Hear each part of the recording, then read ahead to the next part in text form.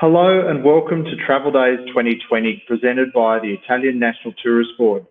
I'm Huntley Mitchell, editor of Travel Weekly. Before we kick off proceedings, I want to let you know about a few house rules. You should be able to see the chat function on the right-hand side of your screen. Feel free to use this to communicate with your fellow attendees during each session. However, our moderator will boot out anyone who uses it inappropriately, so one strike and you're out. If you do decide to share anything Travel Days related on social media, make sure you include the hashtags Travel Days and Travel Days 2020.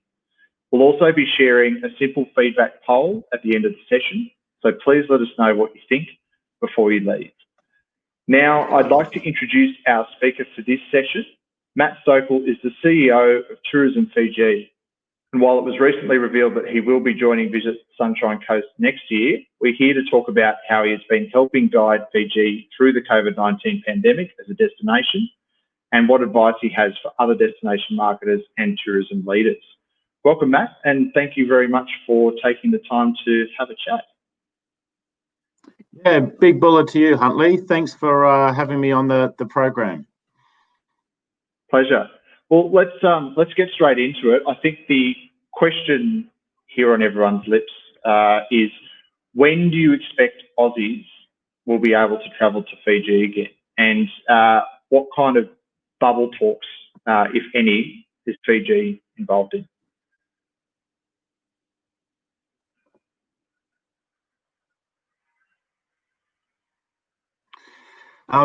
That's certainly the million-dollar question. I think I get asked it a million times each day. The truth is, we don't know when borders will reopen.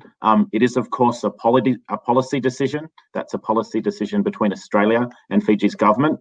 But I'll tell you this, Fiji would love to see Australians visitors back in the country. And I'm sure all Australians would love an opportunity to travel over to Fiji, a real favourite destination of close to last year we had close to 400,000 Australians travel to Fiji. So we're really looking forward to seeing Australians. I know they're looking forward to coming to Fiji, and we've just got to wait for the time is right for safe travel once again. But when that time is right, we'll be ready, waiting, willing to extend that same famous bulla spirit and our hospitality to all our Australian guests. So we're very optimistic and naturally very confident about our borders reopening. But again, it is a time frame that I can't let you know or any of the audience watching that of specifically when that'll be. Okay, well, I guess we wait to hear more positive news on that front. Let's chat a bit more now about how Fiji has navigated its way through the pandemic as a tourist destination. Can you chat a bit about that?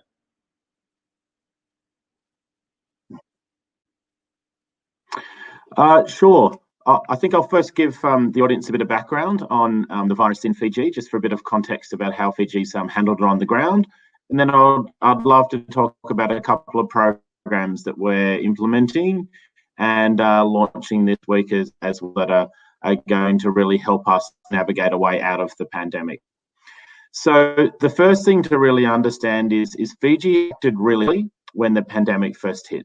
The government made some really early decisions to close borders, and through that, really able to stop the spread of the virus into Fiji. The results of those decisions really show, and today Fiji has only had 33 cases of the virus.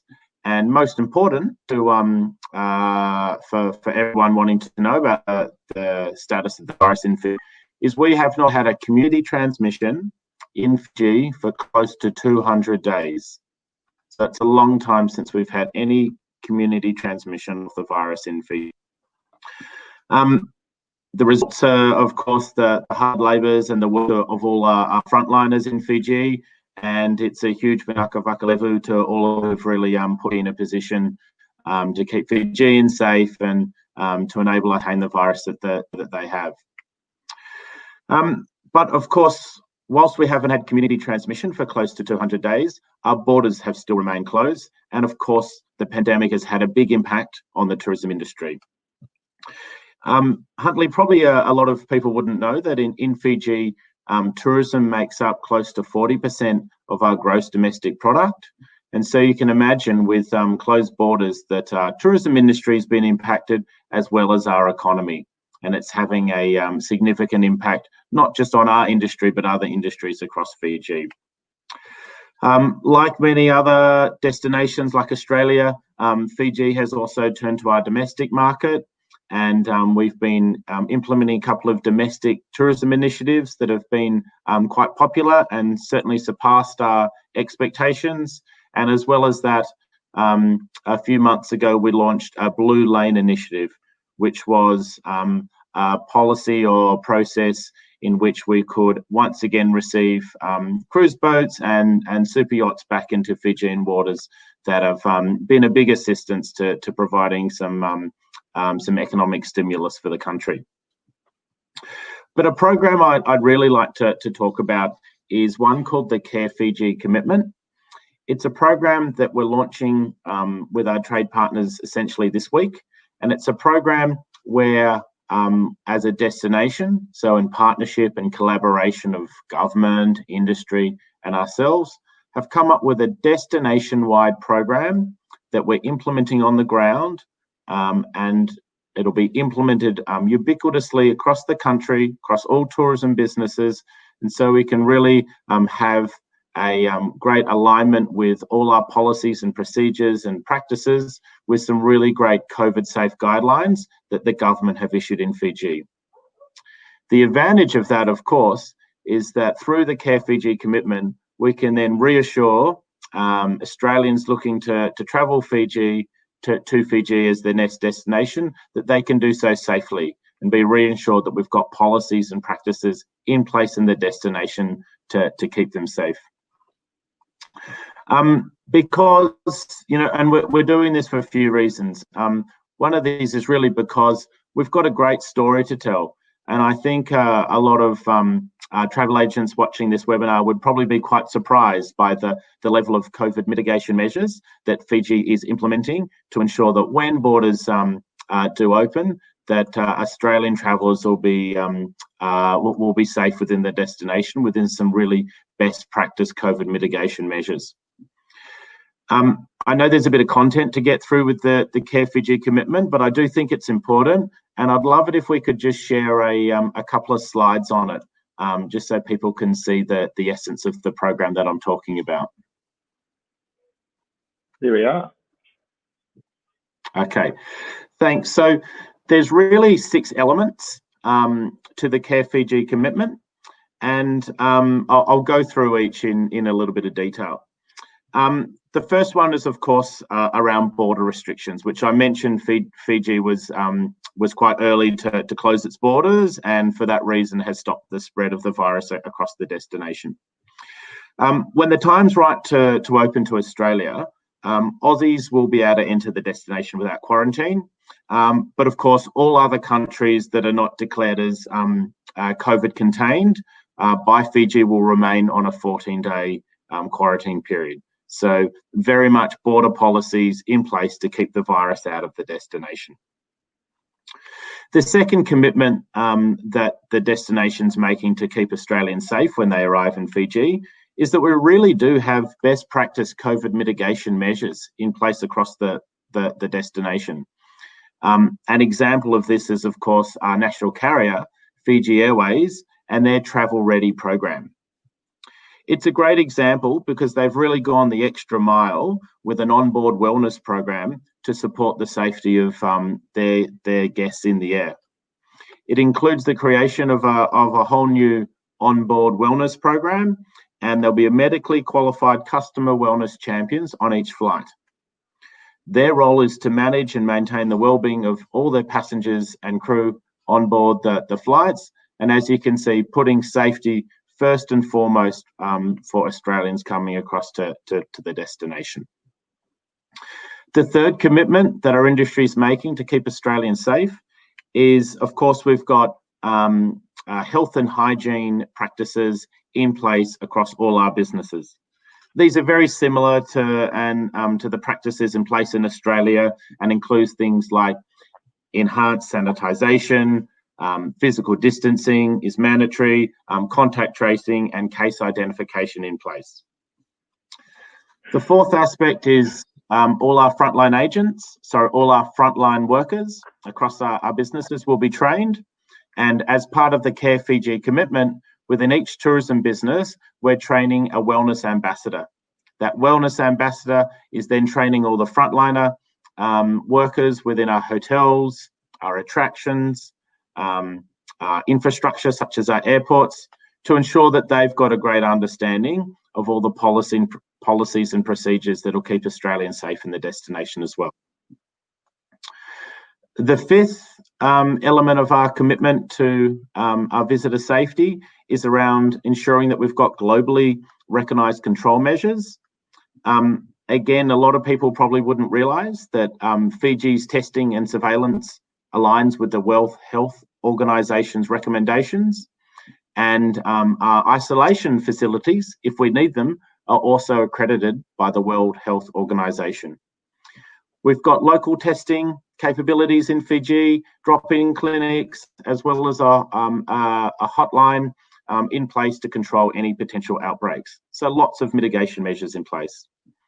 And finally, Huntley, just like in Australia, Fiji has a contract tracing app.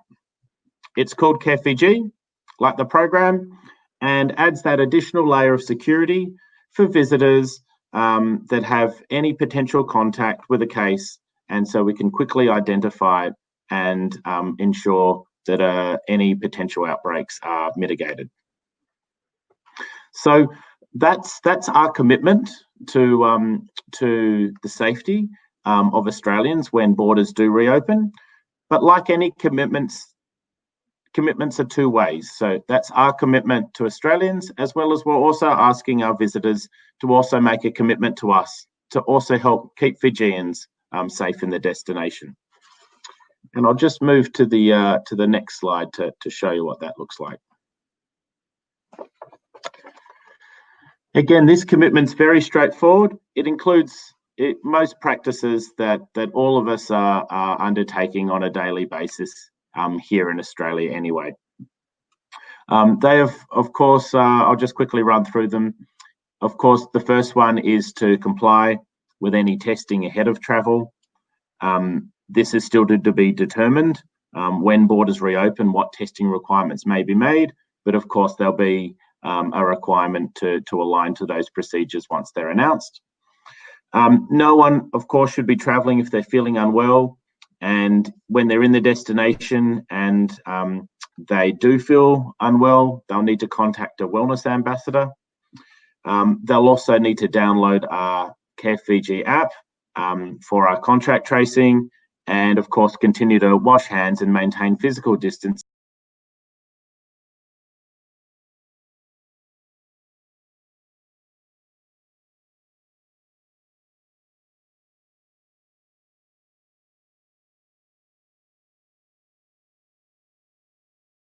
So I hope you can see it's a really comprehensive program, and we'll be rolling out and briefing travel agents across Australia this week to ensure they've got a great understanding. Experience will in Fiji, as well as an understanding of expectations of what visitors need to do to comply to our commitment and keep themselves and keep Fijians safe whilst in their destination. Well, it sounds very comprehensive, Matt. Just quickly, how long did it take to put this whole commitment together, and what's the immediate feedback been like? It's taken us some time to get alignment across the whole destination. What we really wanted to achieve is making sure that we've got one program. So one message, one set of policies and practices that are ubiquitous, meaning they're right across the entire destination. So we've been working on this for months and months and months, and it is a really comprehensive program. Essentially, we're getting in there and training our wellness ambassador within each and every tourism business in Fiji. They're getting the tools, resources, the support they need to align to these policies and practices.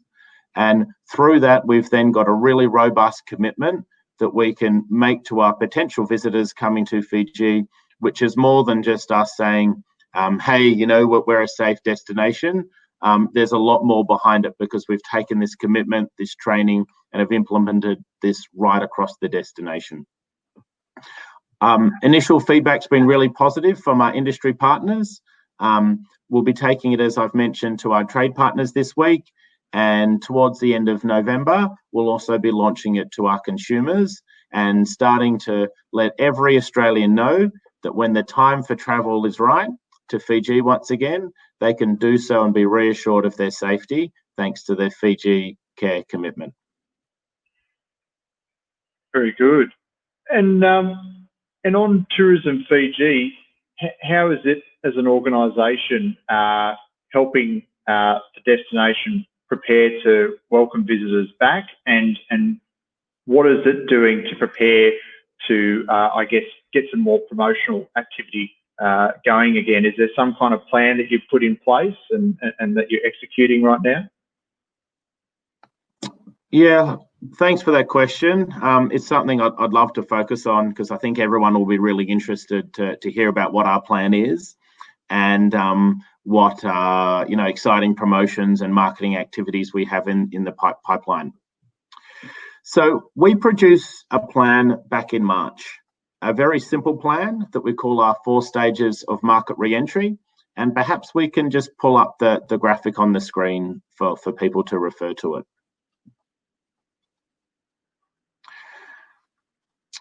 Yeah, great, thank you. What we wanted to do is have a very clear plan that we could align all our industry operators and all our trade partners with having an understanding of what activities and what messaging we're going to undertake at any particular time. So we formed essentially this 4 stages of market re-entry, which is really just a matrix that looks at all the different scenarios that may occur based on Fiji's own border policies and containment measures versus those of each of our international markets. So Australia is one of many markets for us. And of course, we had to quickly realise that we might well be in a scenario where we'll be open to some markets, but not others. And so accordingly need a different message, a different communication plan, a different trade engagement schedule for each of our different markets as they come online or at different stages of managing the virus within their destination. So it's a really simple approach, but it's one that lets us be very clear and concise, and importantly be aligned as a destination with all our industry partners on what we're going to say and what we're going to do at any particular time. However, there's of course a catch to this, Huntley, and your first question really led into what that catch is whilst we've got a matrix here and we know what we would do under each different scenario, we don't know when these scenarios will occur. We don't know when borders will reopen. We don't know when we'll go back to, life being, back to the way it was, or the new normal, settle down into a new normal. So the only limitation of our plan is we're not sure on the specific timelines, but we are sure of when the situation occurs. We're planned and prepared for what we're going to do. So there's 4 stages to it. Stage 1 was very much occurred when we're in the heat of the pandemic, and we had closed borders in Fiji and each and every one of our other source markets. At that stage, we adopted a message which was "Sota tale," stay safe, and we will see you soon. That message was really just designed to keep Fiji in the hearts and minds of consumers as we dreamt about future travel. However, as things improved and we advanced into stage 2 for most of our destinations, we changed our message and adapted it to "Our Bulla spirit awaits you." It's quite a different message than the first one, and of course is a message about optimism. It's about reassurance, and it's really about letting everyone know and dream and anticipate of a trip to Fiji. We've brought this to life through largely through social media and PR, and have implemented some really exciting initiatives such as Happy Hour TV. Now, this is a program which leads on the kind of big uptake of the good news channels that have seen a rise in popularity because, of course, you know, we all need some good news. So we've produced our own. And through our good news channel, we've gone out there and showcased all those stories of optimism and resilience across the destination that put a smile on your face and let everyone know that whilst we're in a global pandemic, the Buller spirit is alive and well in Fiji, and we really cannot wait to see our international visitors again. We're currently still in stage 2 for all of our markets, but we're planning for stage 3. Now, stage 3 will occur the day that an announcement is made that Australians can travel to Fiji once again without the requirement of 14 days quarantine. It's a really critical stage for us, and at that stage, you'll see us return in a big way with consumer marketing and messaging, as well as with direct trade promotions. We've been working on our stage 3 re-entry into Australia for close to 6 months now. So, you know, when the virus first emerged, and we're really well advanced with our planning and preparations for it. When an announcement that Fiji and Australia's borders are reopened, you could expect to see the largest ever consumer campaign that Tourism Fiji would have undertaken. We want to ensure that every single Australian out there knows that Fiji's open and are reassured that it's a safe destination to travel to once again. Of course, we're not going to do this alone as well. We're going to do this in great partnership with all our trade partners. And we've planned a market-wide, so Australia-wide trade cooperative that will re-enter the market with never-before-seen packages and deals to really attract our Australians back to the destination. And it'll be a great opportunity for people to take advantage of some fantastic deals and on a vacation to Fiji. Of course, we've got a really aggressive PR and social media activities, and you know we really hope to ensure that when we re-enter that market, we do it in a big way, and you know have a huge focus on Australians and the role that our Australian market will play in our recovery. So lots planned. And you know it's now just a matter of time and patience as we wait for the announcement for our borders to be reopened. But we're all ready to go and looking forward to sharing some really engaging and dynamic creative across all above the line marketing channels when borders finally do reopen. Oh, Matt, well, it sounds like an excellent plan, and I'm sure it's instilling a lot of optimism in those tuning in today, particularly the travel agents. I guess with all this on the way and when the borders do reopen and Aussies can start travelling back to Fiji, it's obviously going to be a very popular destination and was pre-pandemic as well. So how is Fiji going to cope with, I guess, the inevitable rebound and make sure that it's done in a sustainable way so you don't avoid problems like overtourism? Yeah, thanks. It's an interesting question. It's not one that I get asked regularly either, because Fiji is not a mass tourism destination. We receive in a great year, we received under 900,000 international visitors per year. So we really have not had historically any incidents of overtourism in the destination. We are, as a destination, sustainable by the way we operate. Those visitors that do come, are spread across the destination and our 333 islands, and all our practices and procedures, really of our island resorts and our mainland resorts, all by nature must be sustainable, because our tourism industry is very aware that the reason people come to the destination is for rest and relaxation and to really, enjoy that pristine environment and nature that that has been maintained in Fiji. So I can't see a problem now for overtourism in Fiji, and I also can't see a challenge with overtourism in the future for our destination.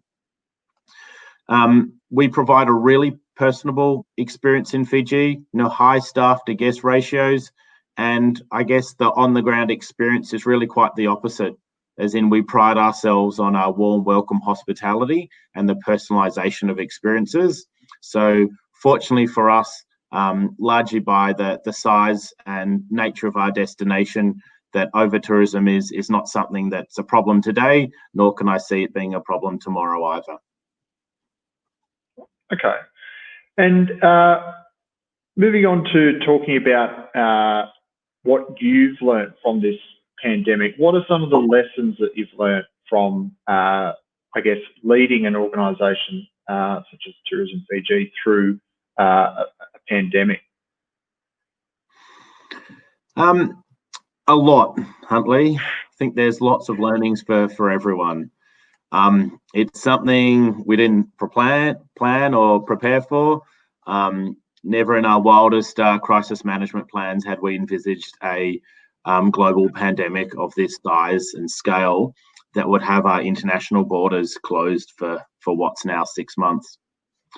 So the first lesson I learned is really about the importance and the role of Tourism Fiji, and I guess that would apply to all tourism offices around the world. It's at these times of crisis that industry, the trade partners and government really look to leadership from tourism boards. And that's a leadership role that we've had to fulfill. So lessons have been learned is around forming alignment with those partners. And I represent the organisation and industry on a number of task force with government and industry that have really helped us align on decisions, such as the launch of the Care Fiji commitment that helps us have a destination approach to managing the crisis, and able to resolve this through a huge collaboration across the country and not just through Tourism Fiji's own resources. If I could put one lesson that I feel I've learned from the pandemic, it would probably be about how to manage uncertainty. It's been a problem for Tourism Fiji, as well as a big challenge for all our industry partners, with them not knowing the consequences of the pandemic, not knowing when borders will reopen, or a whole range of other factors, make business decisions really difficult. The way we've resolved those challenges is by being prepared and having simple plans, such as the 4-stage recovery model that I shared with you. It helped us plan and prepare for all the possible scenarios that might occur and ensure we're aligned with government, with our trade partners, and with our industry about what and when we're going to undertake these activities. And challenging ourselves to manage uncertainty by embracing change, adopting new messaging, adopting new approaches, adopting new ways of working for these new circumstances. And that's probably the final point I'd like to make is something that the team at Tourism Fiji do well, is challenge each other to think big. We're in an unprecedented situation, and often an unprecedented situation needs an unprecedented solution. So think big, think bold, and think outside the box to come up with ways to manage the tourism industry out of the crisis and back into prosperity. That's a good lesson right there, and advice too. Is there any other tips or bits of advice that you can pass on to other destination marketing organisations and tourism boards who are battling their way through COVID-19? Sure. I'm not an expert, so I guess I can just provide a little bit more on the learnings that we've had and what's worked for us. But by no means do I have advice or would pretend to be an expert in how to manage a destination through a global pandemic. I think the main things for us is really having a clear plan, being very certain of what we're going to do, although we just don't know when we're going to do it. So again, back to our 4 stages of market re-entry, knowing our message, our trade channels we'll use, our consumer activities we're going to do under each scenario was really important. The next, I'd say for other tourism boards is to be flexible. Our brand is where happiness finds you, and we've certainly put that on hold for the moment, and we've come up with a whole range of other messaging, and we don't see ourselves returning back to our core brand until our final stage 4. So when things return to normal or a new normal. So being able to, embrace change and be flexible has been really important for us to come up with the right mix or the right plan to manage the destination out of the crisis. And as I mentioned before, probably think big. So don't be afraid to challenge the status quo and look at doing things differently to manage the destination out of the crisis that we're all currently in. Okay, very good.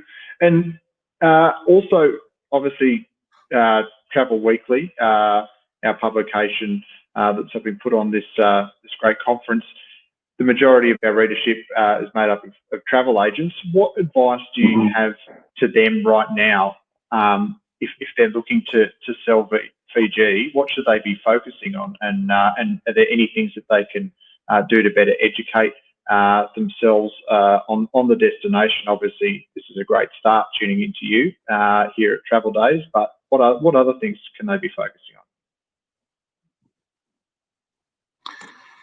So whilst I can't really give tourism boards advice, I reckon I can give really clear advice to all your travel agents. And it's a pretty simple message. And that is for all the travel agents tuning in, get ready, be ready.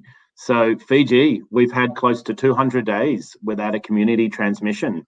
And, the governments are working towards a solution to reopen borders. So take this downtime to understand what you need to do to be able to confidently sell Fiji to your customers. So firstly, I'd say understand that Care Fiji commitment. I know I talked through it in quite a bit of detail, but our research shows that consumers are more concerned about safety than ever, and they'll have a lot of questions. And I hope that our Care Fiji commitment can answer those questions for travel agents about what travel to Fiji looks like.